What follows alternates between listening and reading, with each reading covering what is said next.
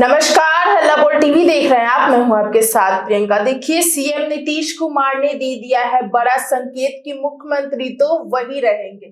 क्या है ये पूरा मामला, इस विषय पे और भी ज्यादा जानकारी देंगे हल्ला बोल टीवी के संपादक दीपक शर्मा। यह भी बताइए कि मुख्यमंत्री हम ही रहेंगे, संकेत कैसे दिया नीतीश कुमार? कैसे?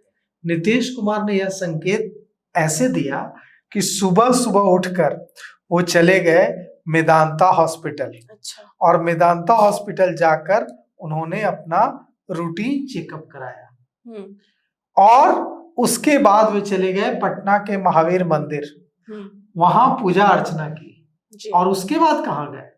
उसके बाद चले गए हाई कोर्ट के पास जो मजार है वहां, और मजार में हरा साफा बांधा और हरा साफा बांधकर जो मजार की जो प्रक्रिया होती है, पूजा अर्चना हम लोग जिसको कहते हैं, उनका जो अपना तरीका होता है, प्रक्रिया होता है, उसके मुताबिक वहां सारी प्रक्रिया निभाई जी। और इसके बाद वे चले गए गुरुद्वारा, पटना सिटी वाले गुरुद्वारा जी। और वहां जाकर वहां भी उस धर्म के हिसाब से पूजा अर्चना की। जी।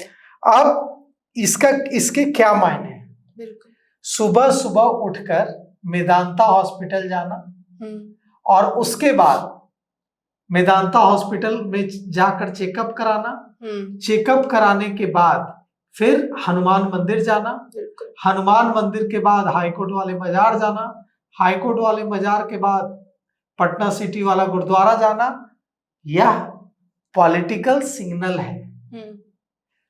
मेदांता हॉस्पिटल जाकर नीतीश कुमार सीजन्ड पॉलिटिशियन है, नीतीश कुमार से बड़ा पॉलिटिशियन शायद ही कोई दूसरा हो जी। उनको पता है कि कब क्या करके कैसा सिग्नल देना है जी। वो बोल करके सिग्नल नहीं देता है, बिना बोले सिग्नल देता है। अच्छा। तो उन्होंने क्या सिग्नल दिया है? मेदांता हॉस्पिटल जाकर रूटीन चेकअप कराकर सिग्नल दिया है कि मैं एकदम फिट हूँ, स्वस्थ हूँ, 5 साल मुख्यमंत्री के तौर पर बिहार को चलाने के लिए। पहला सिग्नल जी। दूसरा सिग्नल, पटना हनुमान मंदिर जाकर हनुमान मंदिर गए, उसके बाद मजार भी गए। मतलब वो साफ साफ बता रहे हैं कि जो समाजवादी, जो उनका सेकुलर क्रेडेंशियल है, उससे कोई समझौता नहीं होगा। सेकुलर क्रेडेंशियल है, भले ही भारतीय जनता पार्टी के साथ रहे नीतीश कुमार, लेकिन नीतीश कुमार ने अपने सेकुलर क्रेडेंशियल के साथ कभी समझौता नहीं किया है। तो नीतीश कुमार जाते हैं कहाँ? मजार। और मजार से निकलकर कहाँ जाते हैं? गुरुद्वारा, पटना सिटी वाले गुरुद्वारा जी। और इन सब का सिग्नल क्या है कि बिहार में जो सरकार बनेगी वो सेकुलर सरकार होगी जी। मुख्यमंत्री जो होंगे वो उसी अपने सेकुलर क्रेडेंशियल के साथ मंदिर और मजार और गुरुद्वारा तीनों जाने वाले मुख्यमंत्री के साथ आगे बढ़ेंगे। नीतीश कुमार के बारे में चुनाव से पहले कहा जा रहा था कि इस बार उनकी पार्टी कमाल नहीं दिखा पाएगी, सीटें नहीं आएंगी। जब भी ये कहा जाता था तो मुझे संजय झा, जो जनता दल यूनाइटेड के राष्ट्रीय कार्यकारी अध्यक्ष हैं प्रियंका, उनकी एक बात याद आती थी। संजय झा ने कुछ समय पहले कहा था कि चुनाव से पहले सारे लोग कहते हैं कि नीतीश कुमार खत्म हो गए, नीतीश कुमार बर्बाद हो गए, नीतीश कुमार की पार्टी अब बिखर गई, नीतीश कुमार को 30-40 सीटों से ज्यादा नहीं आएगी। चुनाव बाद वेलुटियंस दिल्ली में बैठे लोग अपना सिर पकड़ लेते हैं और कहते हैं कि नीतीश कुमार को इतना वोट कहां से आ गया। तो इस बार भी वही होने जा रहा है। एग्जिट पोल उसी ओर इशारा कर रहा है। नीतीश कुमार की पार्टी को जो 65 से 75, 65 से 80, कोई तो 80 से भी ऊपर, मतलब मान लीजिए कि 70 से 80, तो यह जो 70 से 80 सीटें जनता दल यूनाइटेड को आ रही है एग्जिट पोल के मुताबिक, ये 70 से 80 सीटें नहीं है, ये बिहार की सत्ता की चाबी है, जिससे 5 साल फिर नीतीश कुमार ऐसे अपनी उंगली में घुमाने वाले हैं। वे जिसके साथ जाएंगे सरकार उसकी बनेगी। बिल्कुल। भारतीय जनता पार्टी अगर उन्हें मुख्यमंत्री नहीं बनाएगी तो महागठबंधन में जाएंगे, वहां मुख्यमंत्री बनेंगे। लेकिन एग्जिट पोल में जनता दल यूनाइटेड को 70 से 80 सीटें मिलने का मतलब है कि मुख्यमंत्री नीतीश कुमार ही होंगे जी, चाहे उनकी साथी बीजेपी हो या उनकी साथी आरजेडी। लेकिन मुख्यमंत्री पद के लिए नो वैकेंसी अगले 5 साल तक। इस मैंडेट का मतलब क्या है? ऐसा नहीं है कि इस मैंडेट का मतलब यह है कि बिहार की जनता बहुत खुश है भ्रष्टाचार से। बिहार में भ्रष्टाचार नहीं है, चरम पर है भ्रष्टाचार। बिल्कुल। 2 दिन पहले मैंने इंटरव्यू किया था बिहार के पूर्व डीजीपी अभ्यागत का। उन्होंने मुझसे कहा कि कोई एक क्षण नहीं है ऐसा जब बिहार में घोर करप्शन नहीं हो रहा है। एक काम नहीं हो रहा है बिना करप्शन के, एक पोस्टिंग नहीं हो रही है बिना करप्शन के। ये करप्शन का बोलबाला है। लेकिन करप्शन के बावजूद एनडीए और नीतीश कुमार के चेहरे पर वोट पड़ा है। क्यों? क्योंकि जनता को पता है कि अगर नीतीश कुमार मुख्यमंत्री नहीं होंगे तो क्या होगा। पता है कि फिर से बिहार में किडनैपिंग इंडस्ट्री शुरू हो सकती है, फिर से जिंदा रहने के लिए पैसे देने होंगे। विकास, रोजगार, नौकरी वो सब तो छोड़ दीजिए, जो बचे खुचे पैसे होंगे ना वो जिंदा रहने के लिए देने पड़ेंगे। और कहा जा रहा है कि अभी तो नौकरी के लिए पलायन हो रहा है, फिर तो जिंदा रहने के लिए पलायन होगा। अपने बच्चों को यहाँ रखने में डर लगेगा, वो गुंडागर्दी होने लगेगी। उस गुंडागर्दी के दौर में बिहार वापस नहीं जाना चाहता है। और प्रशांत किशोर ने जो कोशिश की है उसका वोट प्रतिशत के रूप में फायदा दिख रहा है। लेकिन चूंकि प्रशांत किशोर की पार्टी जन स्वराज का ये पहला चुनाव था, इसलिए वोट तो पड़ा है। कई विधानसभा क्षेत्रों में बम्पर वोट पड़ा है, कई जगह फाइट में भी है, कई जगह लगभग 5 सीटों पर जीतने की भी संभावना है एग्जिट पोल के मुताबिक जी। लेकिन जो पहली बार जो पार्टी लड़ रही है चुनाव, उस पर जनता अचानक से उसको सरकार में नहीं लाती है। पहला चुनाव हारने के लिए लड़ा जाता है, दूसरा चुनाव जीतने के लिए लड़ा जाता है। प्रशांत किशोर और जन स्वराज को यह बात समझनी होगी कि आप देख लीजिए पूरा इतिहास उठा करके, पहला चुनाव जो भी नई पार्टी होती है वो हारने के लिए लड़ती है, सीखने के लिए लड़ती है, जनता में भरोसा जताने के लिए लड़ती है कि हम हार भी जाएंगे तो यहाँ रहेंगे।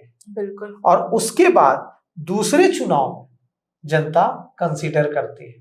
पहले ऐसा नहीं होता कि कोई पार्टी पहली बार नई पार्टी बने, पहली बार चुनाव लड़े और सत्ता में आ जाए, ऐसा कभी नहीं होता है।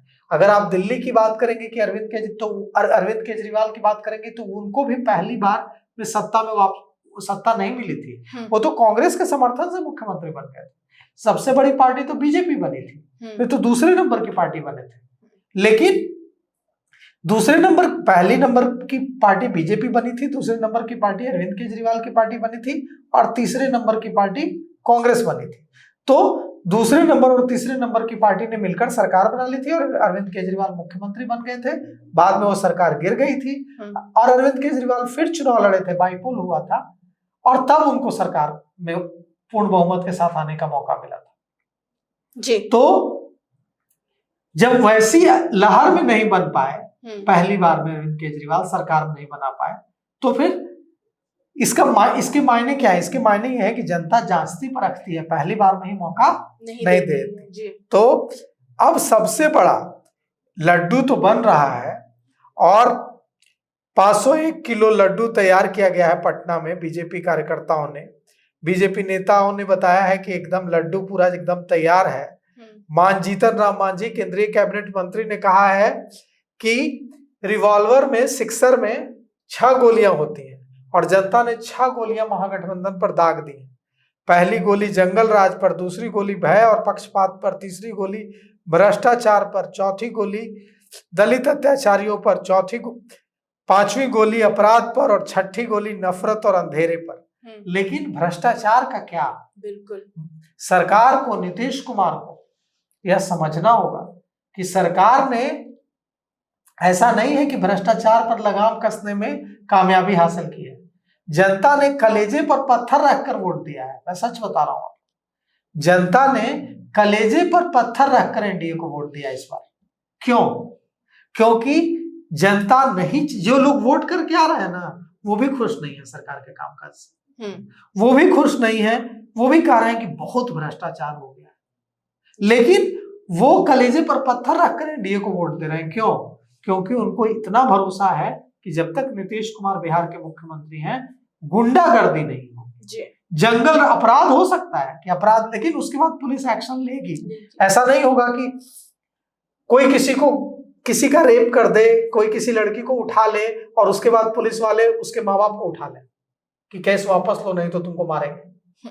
तो ये वो दौर जो बिहार देखा है, उस दौर की वजह से बिहार की जनता ने कलेजे पर पत्थर रखकर वोट दिया है। भ्रष्टाचार के इतना चरम पर भ्रष्टाचार है बिहार, इसके बावजूद नीतीश कुमार, सुशासन बाबू की छवि नीतीश कुमार ने ऐसे नहीं बनाई है, बहुत मेहनत करके बनाई है। क्या इससे कोई इनकार कर सकता है कि आज जो हम सड़कों पर घूमते हैं, चकाचक सड़कें, मैं यहां से अपने गांव गया चला जाता हूं, मुझे एक जगह जर्क नहीं मिलता है, ये नीतीश कुमार के देन नहीं है।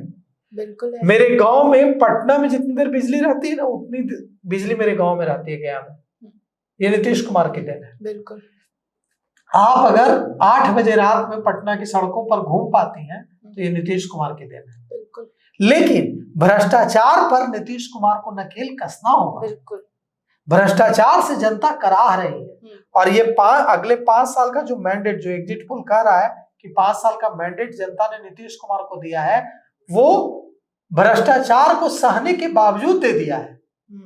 क्योंकि जनता गुंडाई नहीं चाहती है, जनता जंगल राज नहीं चाहती है, जनता नहीं चाहती है कि किसान नहीं चाहता है कि उसके खेत में जो फसल लगी हुई है वो आकर कोई काट ले और थाने में एफआईआर न ली जाए जी। तो यह समझना होगा नीतीश कुमार को, एनडीए को, भारतीय जनता पार्टी को, लोजपा रामविलास को, उपेंद्र कुशवाहा को, जीतन राम मांझी को, कि अब जो 5 साल का मैंडेट, अगर सारे एग्जिट पोल सही होते हैं और 150 से के आसपास सीटें मिलती हैं एनडीए को, तो ये भ्रष्टाचार को खत्म करना सबसे ज्यादा जरूरी होगा जी। तो सुना आपने, इन सबको लेकर आपकी क्या राय, हमें कमेंट बॉक्स में बताएं। फिलहाल इस पेशकश में इतना ही। आगे की खबर देखने के लिए बने रहे हल्ला बोल टीवी के साथ। धन्यवाद।